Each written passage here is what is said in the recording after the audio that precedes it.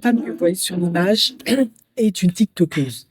Et elle nous apprend que son mari a demandé le divorce et l'a foutu à la porte. Pourquoi?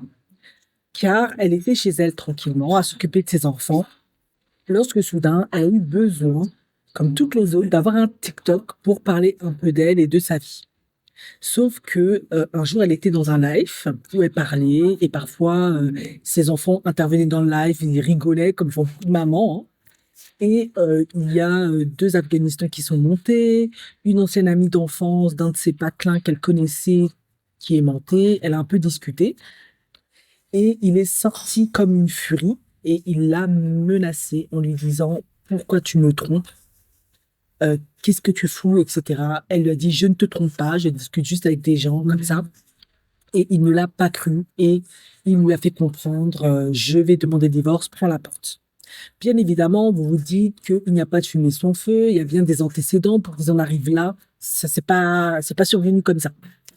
Eh ben oui, elle raconte que c'est vrai que sur TikTok, elle avait tendance à un peu raconter sa vie personnelle, les problèmes qu'elle avait un peu avec son mari. Et lui n'aimait pas ça, comme beaucoup de maris. Raconter 2 ou 3 petites anecdotes, c'est une chose, mais raconter tous vos problèmes, ça devient un journal intime. Souvent, ils sont pas fans. Du coup, elle explique que elle pense que c'est un peu de la psychologie inversée.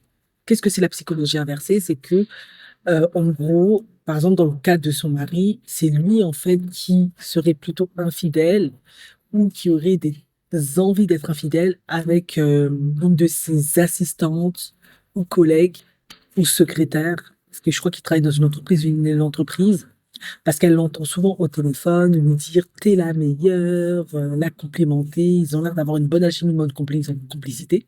Vous allez me dire, ça va absolument rien dire, hein. Mais c'est vrai qu'elle explique qu'il a tendance parfois à rentrer tard, il ne la prévient pas. Quand il veut prendre des week-ends, il les prend sans aucune, voilà. C'est lui l'homme, c'est lui qui paye les factures, il fait ce qu'il veut. Elle a juste à subir. Mais par contre, elle, chaque fois qu'elle prend des vacances ou des week-ends, elle doit le faire avec les enfants, etc.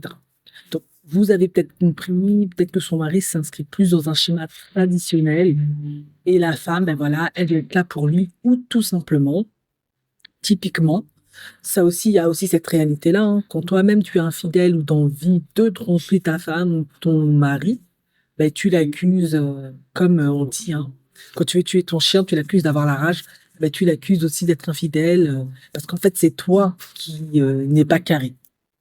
Quoi qu'il en soit, ben, ce mariage est un peu mort.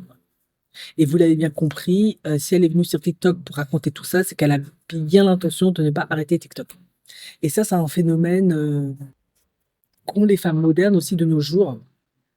En effet, il y a un jeune homme qui s'appelle Alexandre Delacroix qui a écrit plusieurs ouvrages sur la question. En effet, beaucoup de femmes maintenant se confient beaucoup sur TikTok, c'est leur journal intime, c'est leur psychologue. Elles espèrent aussi par là briser un certain isolement, une certaine solitude et aussi recevoir du soutien, une audience plus large, etc., etc. Ça, c'est un nouveau phénomène maintenant qu'on observe avec les réseaux sociaux. Donc, si vous êtes intéressé par cet ouvrage, vous pouvez le lire, il est très intéressant.